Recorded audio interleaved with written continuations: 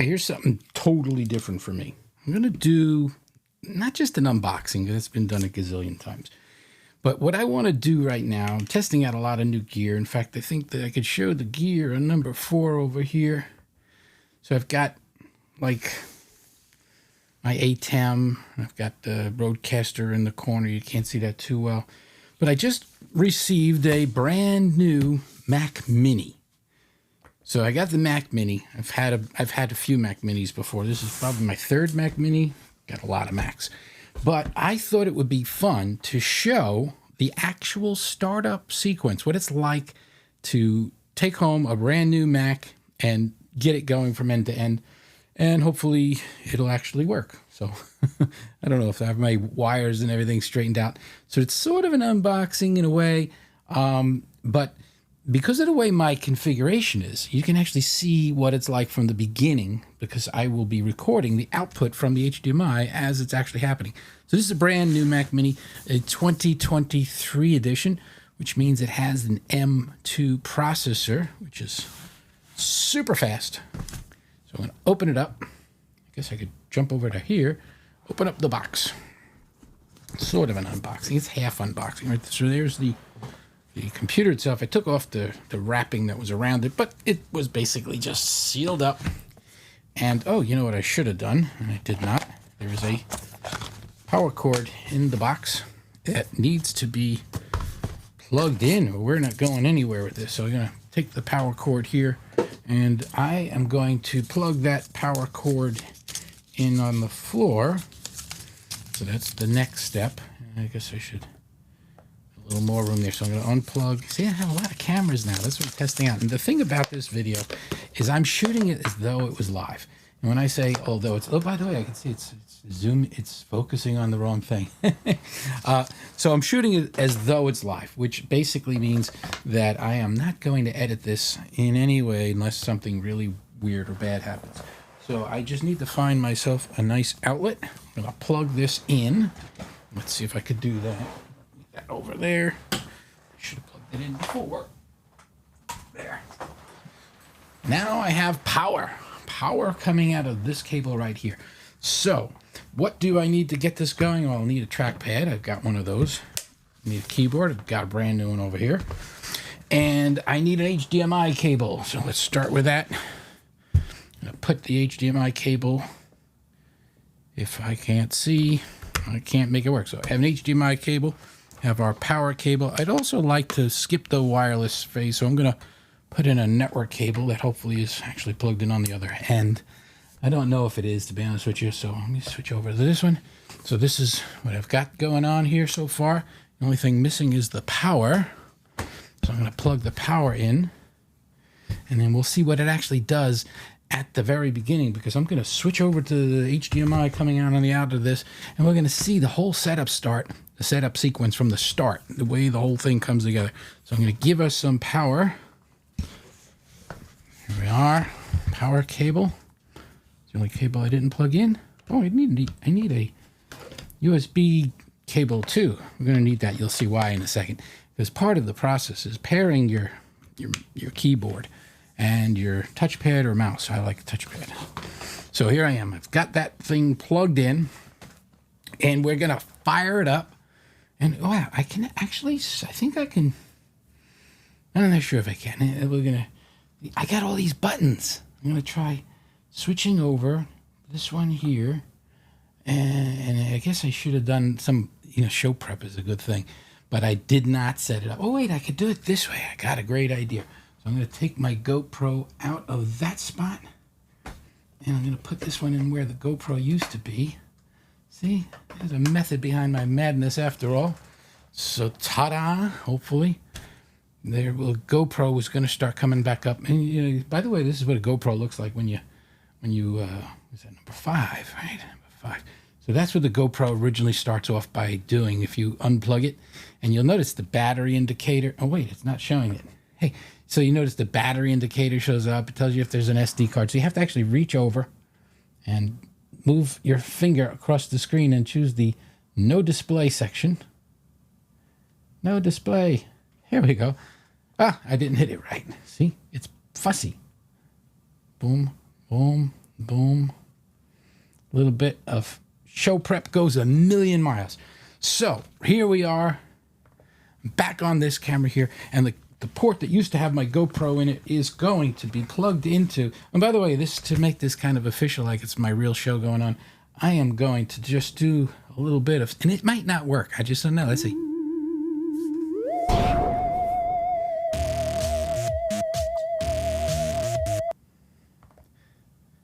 Boy, I messed that up. That's not actually the channel this is on. But I do have another channel I'm launching with that name, so that's just as good.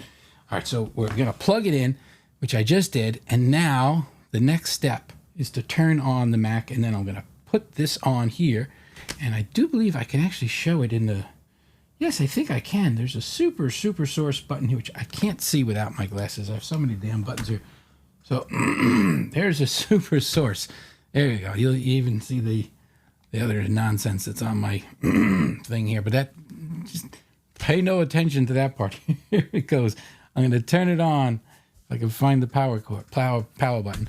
So now in one of those spots should be any second now, whatever shows up first when you boot up a brand new Mac.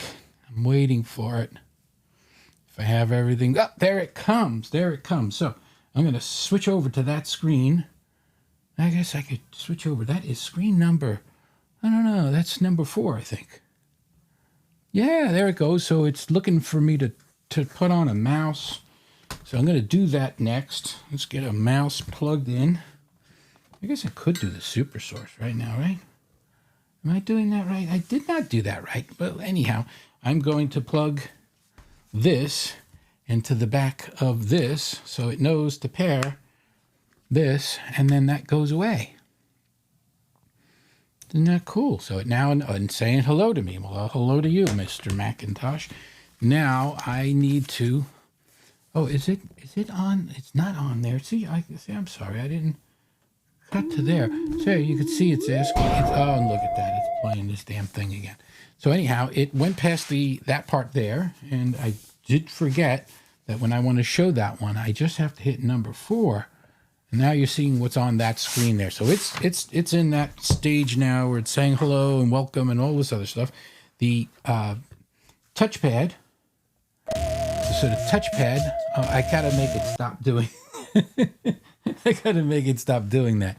I did not know it was going to do that. So right now it's going through that part of this where it's just saying hello, and over here is a keyboard. And it's going to want me to plug that in too. So I'm going to plug that in. And we're seeing this whole thing play out. And then I will switch over and we can see the whole process. So I'm just going to tap a key with the thing. And now it's giving me these opportunities to, and I'm going to switch that to number 4. There. Now that's the screen. To use English as the main language, press the return key. I'm going to monitor number 4 here so I can see it in full size.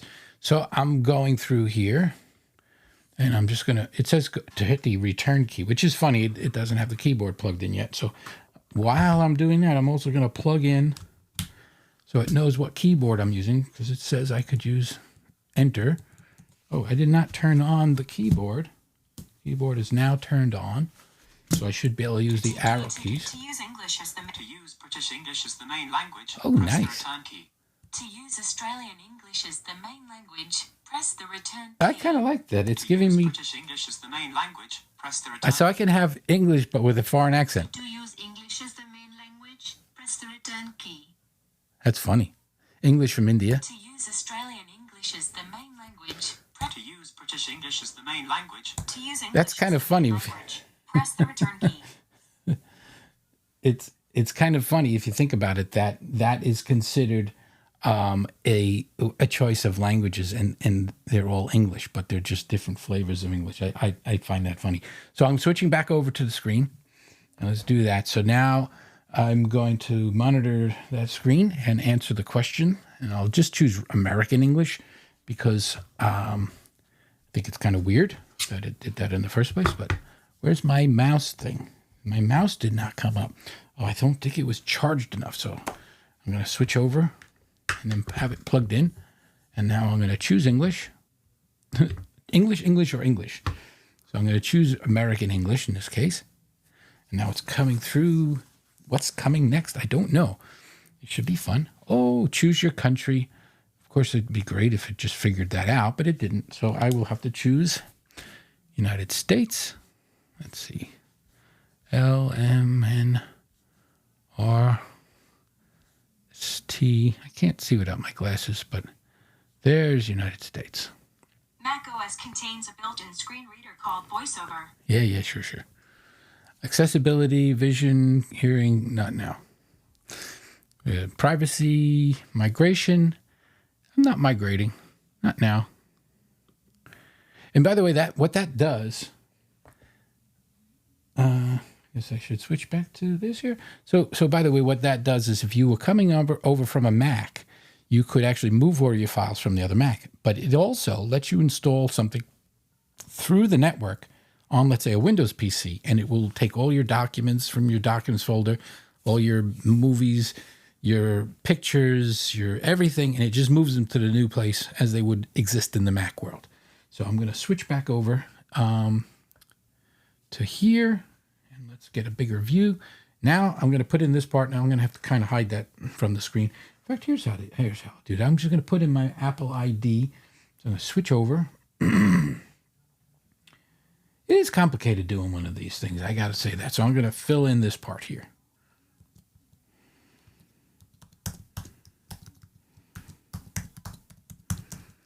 Anyhow, I should just mask it. That's what I'll do. It's easier.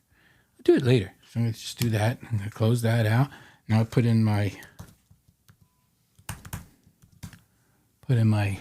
if I know the password, I don't think I'm typing it right. Oh, now I have to authorize that by using another device. So here's my iPhone. It came up and says, hey, you have a new sign-in. Do I want to allow it? And then it gives me a number.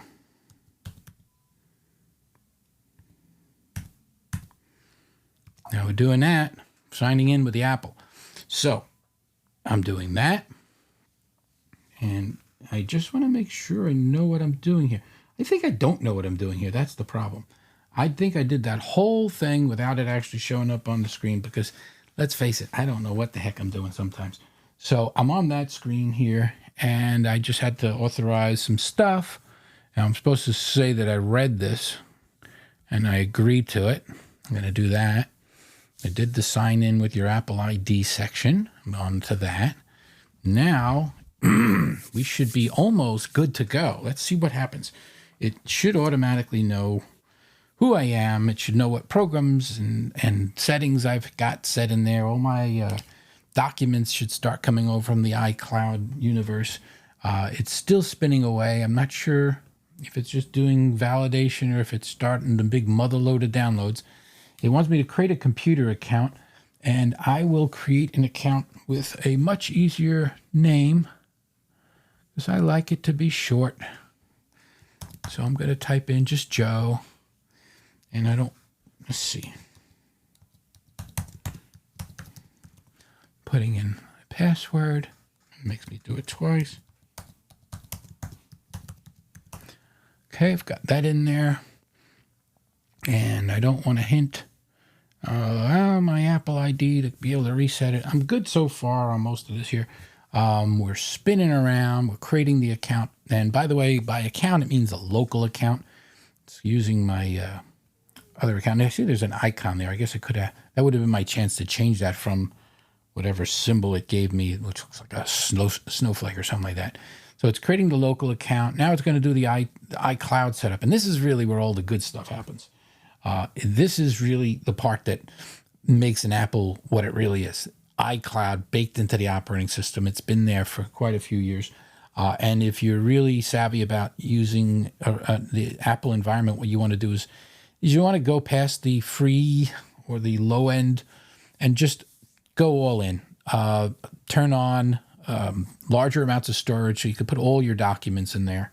Not just your settings in the 5 gig or whatever they may be giving these days for the entry level.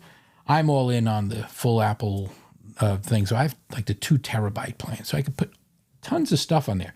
And by the way, when I say tons of stuff, I'm talking, this is I ordered this particular Mac here with only 256 gigabytes, even though I have several terabytes worth of data.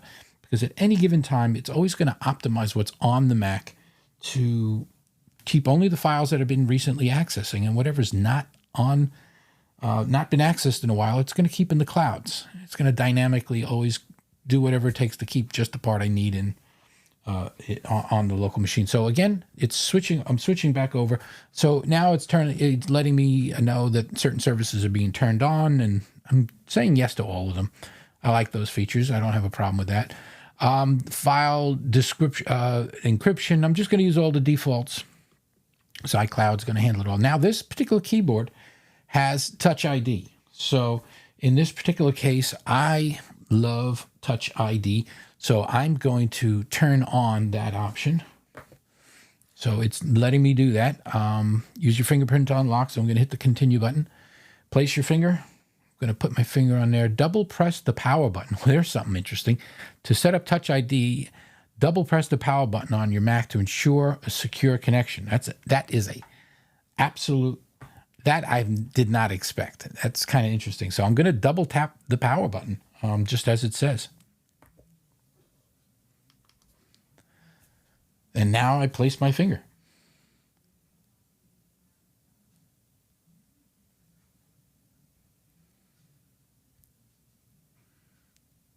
Okay, I've done it a bunch of times.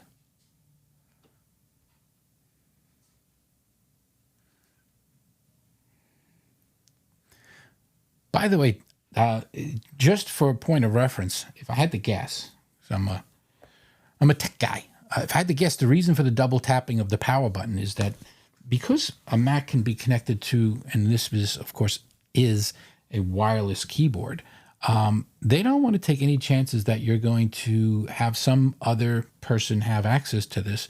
So I guess by you touching or tapping that power button, which is physically there, they know that you are literally right next to the Mac that it's being paired with, and there's no possibility that this was just somebody that hijacked the keyboard and somehow is doing whatever they're doing. Although it just seems odd to do it while you're first setting it up, but it is, and it did, and that's what it did. So we're switching back. This is the next step. And by the way, normally on my iPhone, I set up multiple fingers. So I have my left hand, my right hand, and I do both thumbs. So I could do 4 different fingers. The reason why is sometimes you might have dirty hands. You might have some reason for not being able to use a certain finger. And in my particular case, I'm going to just hit that. In my particular case, the funny thing is I was working with something before that had crazy glue on it. And my fingers kind of all have gluey crap all over them. So they're kind of acting funny. So now it's asking me if I want to do the Apple Pay. I'm just going to hit continue. And I may have to gray some of this out because there's banking information over here. But let's just switch back over. So Apple, it definitely is all in on the financial side. I mean, they have their relationship with Goldman Sachs to create the Apple card. So they're giving me now a choice of various cards, my own bank cards, the regular Apple Pay, which is linked to, like, whenever you get credit for something, they send you money in Apple Pay, and it's independent of, I guess they call it Apple Cash. Anyhow, it's showing me a bunch of different cards and giving me a chance to link those up. I'm just going to hit continue, and it's going through the verification on the credit limits and so forth. And again, I am going to skip that for now. I'm just going to tell it to add the cards later, because I don't want them to actually be in there. And by the way, these are options that do not exist with Macs that don't have Apple Pay capability. And the keyboard, it's now giving me my desktop. The keyboard, because it's the Touch ID is what makes it secure. So that's why you verify cards. So at the moment, I am now on a fully complete Mac setup. And this, as you saw, is my fresh out of the box configuration. Just for a point of reference, I'm just going to hit about this Mac, get the actual specs. So you can see it's a 2023, an M2. I guess I'll have to hide my serial number. There's the OS version, And if I hit more information, and this is 16 gig. And if I hit the more information, I get some more info about it. There's my iMac and my serial number, my warranty information. It tells me about my operating system version. A general rule of thumb is you buy a machine and it'll come with an operating system. And more often than not, you're going to need to do a software update. So is just as well I do it now, but I'm going to just hold off for a couple of minutes. But here's the fun part. I'm going to go to my photos, and it's telling me what's new in photos. And looky here, there are photos already starting to appear, and it says on the bottom, syncing 25,000 or 24,000, and it's climbing. It's syncing up whatever's in my photo library as of literally right now. If I go back and I say, look at all photos, I'm going to see whatever photos I was recently working on. And of course, depending on my thumbnail size, it's bringing up photos, in real time. So this isn't going to happen right away because there's 25,000 photos and videos and so forth.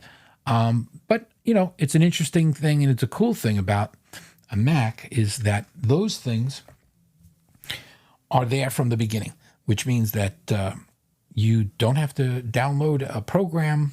You don't have to restore a backup.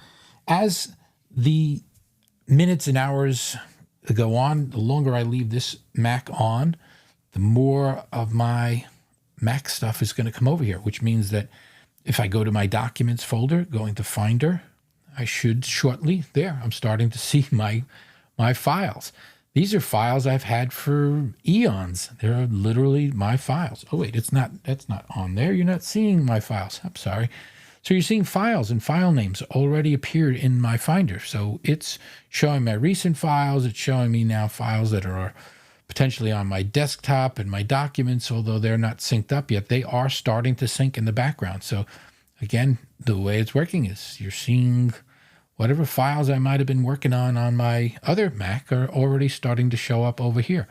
And that is where the magic is. So that's how you set up a Mac. Which screen am I on here? I'm on that screen. So that's how you kind of set up a brand new Mac.